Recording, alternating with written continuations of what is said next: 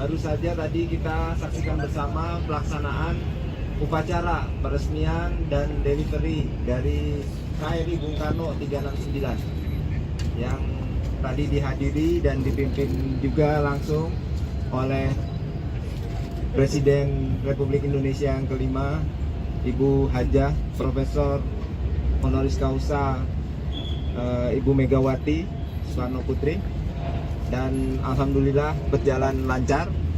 Kemudian juga sekaligus pengukuhan Komandan KRI Bung Karno 369 yang sudah dilantik dan langsung mengawaki kapal ini. Pelaksanaannya sudah dimulai dari first steel cutting, kemudian keylaying, kemudian pelaksanaan launching, SAT dan HAT, dan akhirnya delivery. Semuanya berjalan lancar dalam waktu 12 bulan. Ya. Kapal ini nantinya akan dilengkapi sesuai dengan fungsi azasi dari korvet itu sendiri.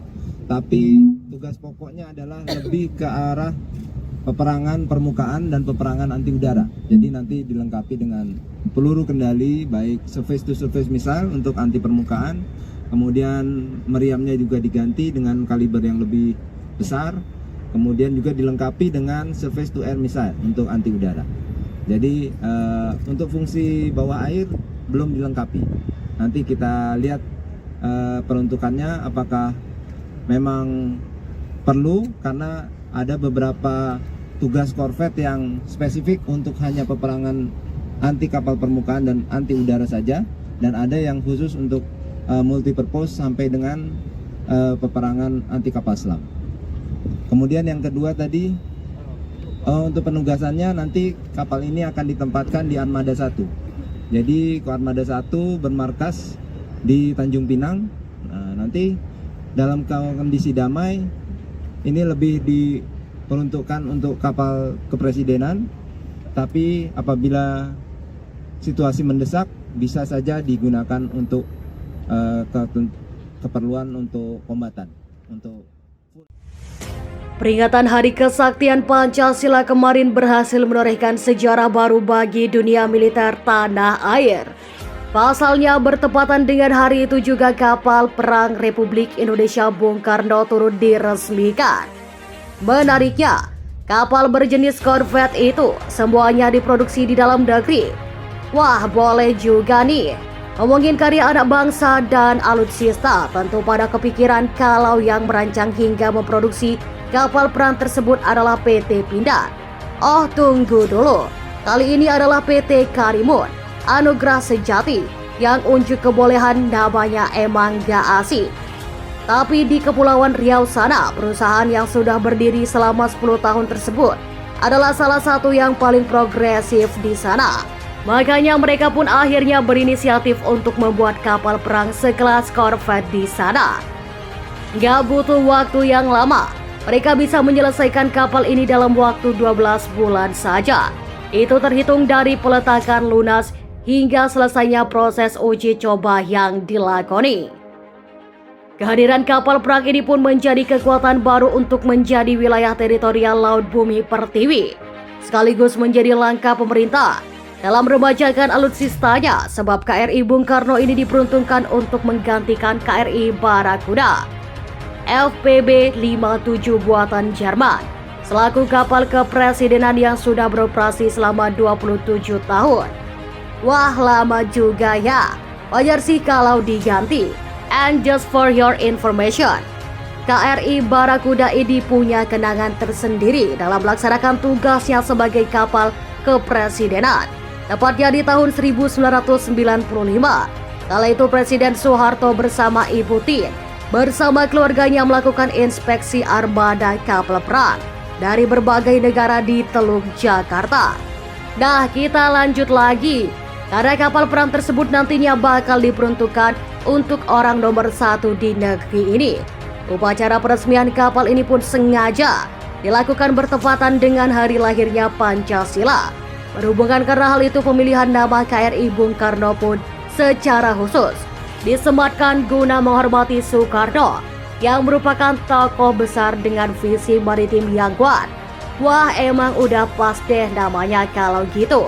Apalagi kalau melihat saat peresmiannya kala itu, apa yang dibuat oleh putra-putri terbaik Indonesia ini enggak kalah dengan buatan luar. Mulai dari tampak depannya aja sudah sangar banget. Terdapat bagian dengan struktur tajam, bak sebuah ujung pisau yang memotong air. Bentukan seperti itu bukan sekedar gaya-gayaan, melainkan bertujuan agar kapal dapat melaju dengan lebih efisien melalui gelombang tahun sendiri. Desain lancip tersebut bisa mengurangi resistensi gelombang terhadap lambung kapal. Jadi kemungkinan untuk meningkatkan mobilitas sama kayak bagian depannya. Profil sampingnya pun juga menggunakan desain yang lancip.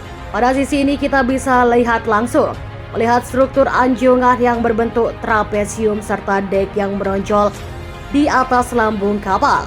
Sementara untuk buritannya didesain sama seperti kapal berjenis Corvette lainnya. Deknya yang cukup luas dapat digunakan sebagai platform buat perahu karet maupun sebagai tempat landing helikopter atau secara dimensi terbilang gede untuk kapal di kelasnya.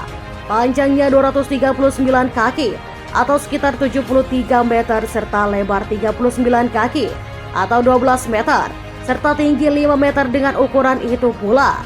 KRI Bung Karno dapat memuat awak kapal sebanyak 55 orang. Nah, udah lihat kan sisi luar kapal dengan nomor lambung 369 ini? Lantas seperti apa ya kira-kira isi di dalamnya? Wah, ini sih keren, soalnya pada saat masuk kita bisa melihat ruang rapat yang nantinya akan digunakan untuk berdiskusi sebelum melakukan penyerangan ataupun ada yang urgent yang harus dibahas oleh presiden ketika berada di kapal ini. Toh kapal Corvette ini memang diperuntukkan untuk orang nomor 1 di negeri ini. Makanya pada sisi lain di dalam kapal juga ada ruang untuk bersantai hingga kamar tidur dengan fasilitas yang mumpuni. Udah berasa kayak kamar hotel bintang 5 aja nih. Siapa dulu dong yang diangkut, bukan orang sembarangan. Selain emang punya beberapa fasilitas yang mumpuni, gak lupa si pengemban kapal perang ini menyematkan mesin yang tangguh untuk mendukung segala mobilitas yang berbekal 2 mesin diesel bertenaga 4000 kW. Membuat kapal Corvette ini sanggup laju dengan kecepatan maksimum hingga 24 knots atau setara dengan 44 km per jam. Jangan bilang pelan ya, lagian ini kan kapal bukan mobil. Belum harus terhebat dengan kencangnya ombak. Ditambah bobot KRI Bung Karno ini sendiri mencapai 650 ton.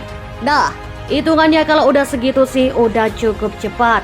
Sayangnya belum ada informasi secara detail perihal daya jangkauannya. Namun kalau ngelihat kapal sejenisnya rata-rata memiliki jangkauan operasional antara 2000 hingga 5000 mil laut atau setara dengan 3700 hingga 9300 km. Namun perlu digarisbawahi kalau sebenarnya jangkauan dapat bervariasi tergantung pada kecepatan jelajah, kecepatan maksimum dan berbagai faktor lainnya seperti kondisi cuaca sampai melihat beban muatan. Terlepas dari hal tersebut, yang pasti di sini adalah beberapa teknologi yang disematkan pun membuat kapal ini semakin tangguh dalam menjaga kedaulatan wilayah teritorial laut kita seperti beberapa radar maupun sensor yang dapat dijumpai di bagian ujungnya. Wah, canggih juga nih kapal satu. Gak kalah deh dengan produk luar, apalagi meski berlebar barang baru. Pertama kali dibuat di Indonesia, tapi soal urusan persenjataan KRI Bung Karno ini juga bisa menghancurkan musuh-musuhnya ketika berlaga di medan tempur nanti. Itu semua berkat adanya meriam kaliber 40 meter. Komentar buatan Leonardo yang ditempatkan pada bagian haluannya serta sepasang kanon penangkis serangan udara dengan kaliber 20 mm. Jika ngerasa apa yang sudah disebutkan tadi masih kurang, tenang aja. PT Karimun Anugrah sejati udah mikirin itu semua. Mereka pun menyiasatinya dengan menerapkan konsep Spirit for but not with, sebuah platform berkemampuan untuk mengakomodasi atau membawa sistem persenjataan atau peralatan tertentu di masa depan, tetapi tidak langsung dipasang atau dimiliki pada saat kapal atau pesawat tersebut dibangun atau diluncurin di sisi lain. Upaya konsep itu pun diambil karena terbatasnya anggaran yang dimiliki oleh perusahaan asal Batam ini. Meski demikian, kalau dilihat KRI Bung Karno udah lebih dari cukup. Dengan biaya 300 miliar kita doain aja, semoga nantinya anggaran bisa ditingkatkan lagi.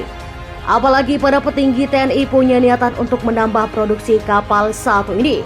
Dan kalau melihat keseluruhan kapal tersebut, bisa dibilang KRI Bung Karno adalah kapal korvet yang udah hampir mirip dengan kapal sekelas offshore patrol vessel. Wah, kalau gitu korvet ngerasa opini. Bagaimana nih pendapat Anda tentang video ini? Silahkan berkomentar di bawah kolom komentar ya.